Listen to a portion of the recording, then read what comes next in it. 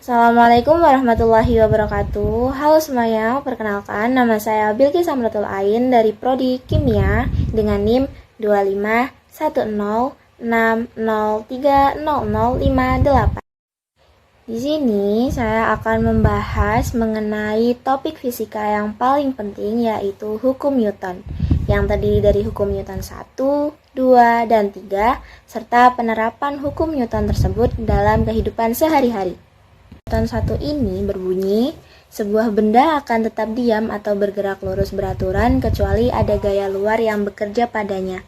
Artinya, setiap benda itu cenderung mempertahankan keadaan awalnya, sampai ada gaya dari luar yang mengubah keadaan itu. Percobaan yang saya lakukan di hukum Newton 1 ini adalah menggunakan toples dan sebuah kertas.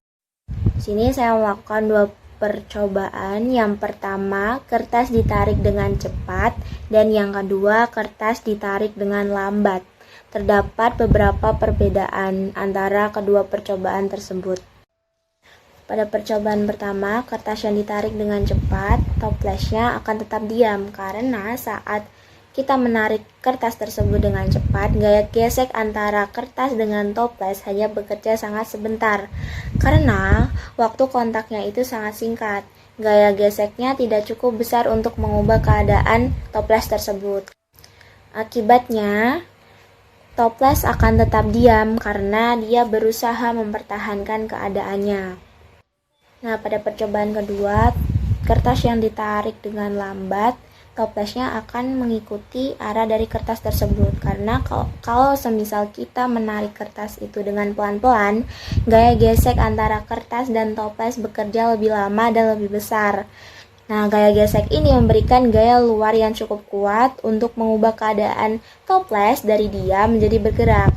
Akibatnya, toples ikut tertarik bersama kertas.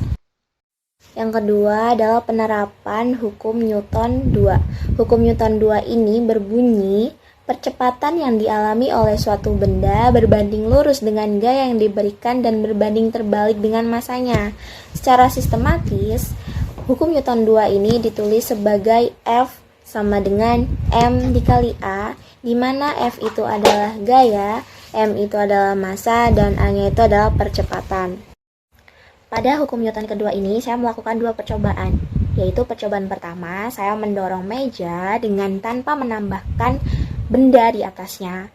Dan yang kedua, saya mendorong meja dengan gaya dorong yang sama, tetapi menambahkan benda di atasnya.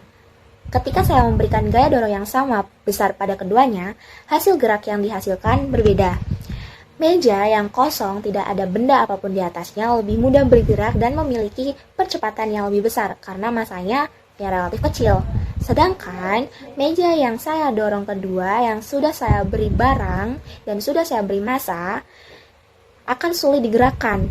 Bahkan meskipun saya dorong dengan gaya yang sama, percepatannya akan jauh lebih kecil atau mungkin tidak bergerak sama sekali jika gaya dorong yang saya lakukan tidak cukup besar.